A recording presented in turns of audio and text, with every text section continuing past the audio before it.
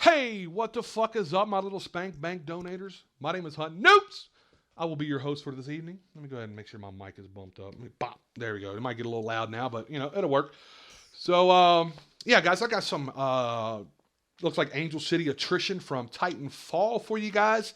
I know a lot of people out there just not really getting this game, and I told Pico about this the other day. My homie Pico210. And by the way, he's a fucking animal with this game. But I told him what I think it is because a lot of people don't have access to this game yet. Because it's only for the Xbox One and PC users, and the PC community it's a great community, but it's not that big. To be quite honest with you guys. So once Xbox gets a hold of it, I think you're going to get a lot more opinions, a lot more interest in it, because a lot more people are going to be playing it other than just spectating it and seeing what we're talking about and whatnot. I believe this game is the type of game you have to play. If you play it, I promise you will like it. You won't love it. Not everybody's going to love it. Again, I don't love it. This isn't like, oh my god, I can't wait to play Titanfall. But it definitely fills that void that I'm having, that at least I'm not having. Watch this right here. Satchel charge, 2-piece chicken nugget for the win. But it's definitely filling that void that I'm not getting with Call of Duty Ghost. And which, unfortunately, for Call of Duty, or fortunately, should I say, for Titanfall, isn't that hard to do. I mean, they can literally just gave us the beta, and it would have done better. The beta it filled the void better for me than Call of Duty Ghost does at all, when it at least comes to having fun playing a first-person shooter. So, it's like I said, man, I don't think it's a COD killer, but it definitely fills the void. It's just not that what I'm looking for when it comes to a first-person shooter. I agree with a few people to say that. But, until probably the next COD, I'll be playing a hell of a lot more than this than I do Call of Duty Ghosts. Or I'll just have to go back to the old CODs, whatever. Just Call of Duty Ghosts is probably, I don't want to beat a dead horse, but it's just such an ass of a game. So that's just pretty much my thoughts on it, guys. Until you guys get to play the game, you're going to have your own thoughts and opinions on it. So just, sit back, enjoy the gameplay. I think I get close to 80 attrition points, which is phenomenal. It's doing a lot of work on the team. And this map here is actually one of the maps that were, one of the two maps that were for the beta when they gave it out a while back. So I'm very familiar with the map. I know how to work it, and there's a lot of buildings, and so that's why I probably do a little bit better on this map than I have in a while. So anyways, guys, I got a couple stories I want to talk to you guys about. So I'm going to jump right off into the main one. And it's funny how things work out. It's just how, you get called into work or like some people that got on a plane. Like I was watching La Bamba the other day. I don't know if you ever saw the movie La Bamba. That's my best I can do, guys. And it's funny how they found out how he died. They showed how he died. And it came down to a coin flip. It's either you take the bus or you take a plane, meaning that you're going to be, there faster, warmer, or be on the bus, longer, colder. Well, the guy that does that sung the song La Bamba, he won the coin toss, and he got to get the plane.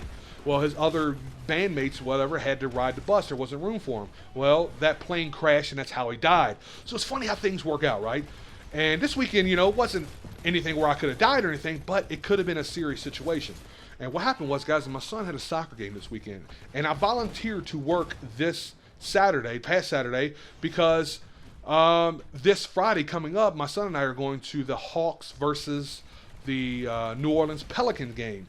And the reason why we're going to that, because my son was on, I believe he was on the honor roll or something like that, and he just earned the tickets or something like that. And we got a choice of games to go to, so we decided to go to that one because Anthony Davis is on that team for the Pelicans, and Anthony Davis graduated from the University of Kentucky, and you guys already know I'm a huge Kentucky fan, so that's the main reason why we're going to go to the game. So anyways, I volunteered to work the Saturday just passed, just because I knew they wouldn't turn me down for asking off this Friday, and it worked out exactly how I planned.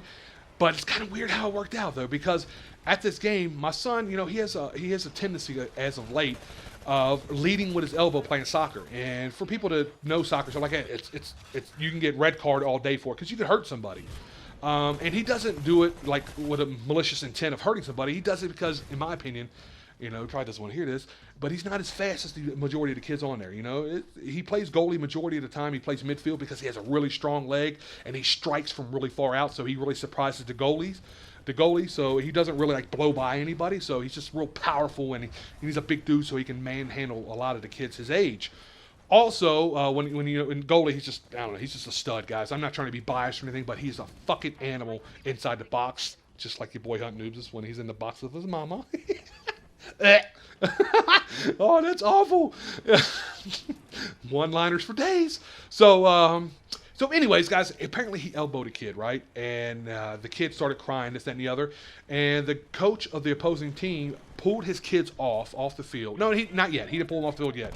The parents and the coach started chanting, "Kick him out, kick him out, kick him out," which is kind of bullshit because, you know, these guys are only 10 years old. It's like, you know, come on, people. Let's act like we're adults just a little bit. I know we get caught up in, you know, my son's on this team. I'm going to represent, become somewhat of a fanatic.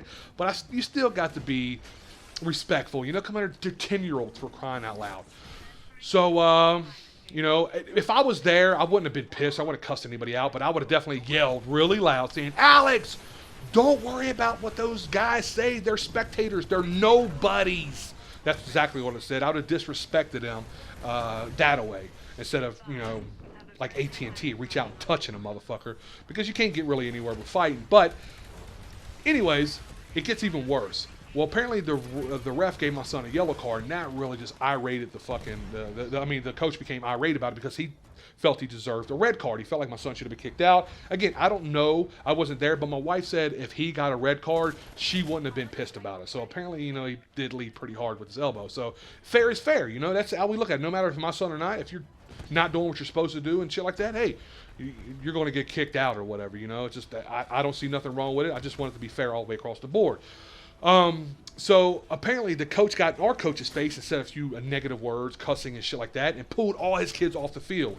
Was like, "Get off the field. We're not playing against these guys. We're not playing against these cheaters," and shit like that. So I'm like, wow, this guy's a little bit over the top. My wife said he's kind of a bit of a muscle-bound meathead, you know, kind of a beefed-up, pretty muscular guy, which, you know, doesn't surprise me. He probably was on roids. He was probably roid raging or whatever.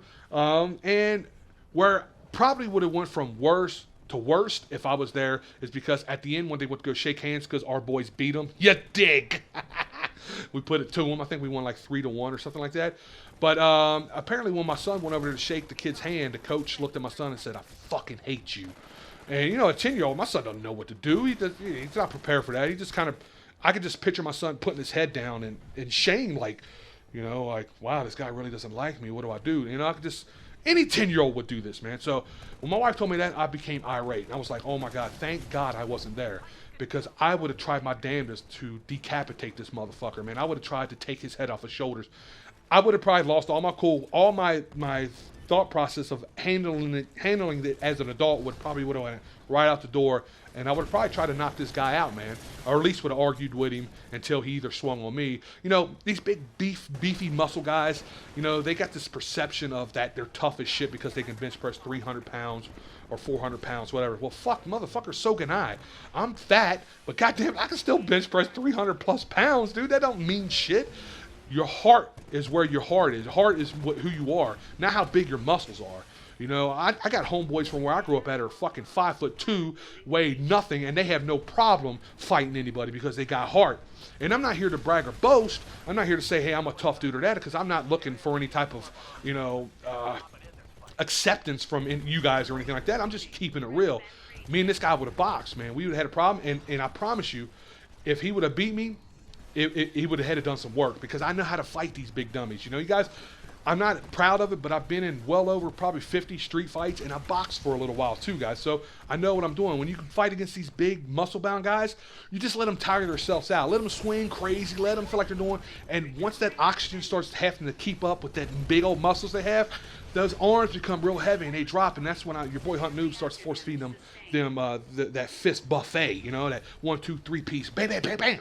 And, you know, I can still throw them. I can't do it as fast as I used to, but, you know, I can still throw it down. So, again, I just glad I wasn't there, because it would have been a bad situation, man. So now what I'm doing is I'm doing my best to get the guy fired, man. Some people might look at it like, wow, you don't want nobody to lose their job. Well, my thing is if you're going to talk to kids like that, you don't deserve to be around kids, in my opinion. So, doesn't look I'm going, oh, well, let's see how much time we got left on this video. I got a little bit of time, guys.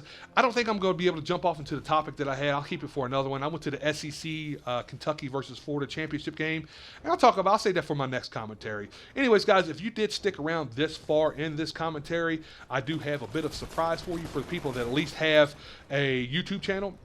I am going to be giving away a intro for your YouTube channel, guys. So just write in the comment section below. Let's see.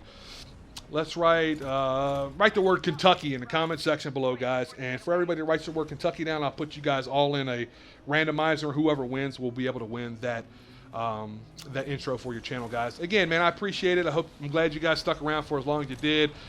I hope you enjoyed the gameplay and or the commentary. If you did, feel free to rate it. With that being said, it's your boy Hunting Noobs. I'm out this bitch. Deuces.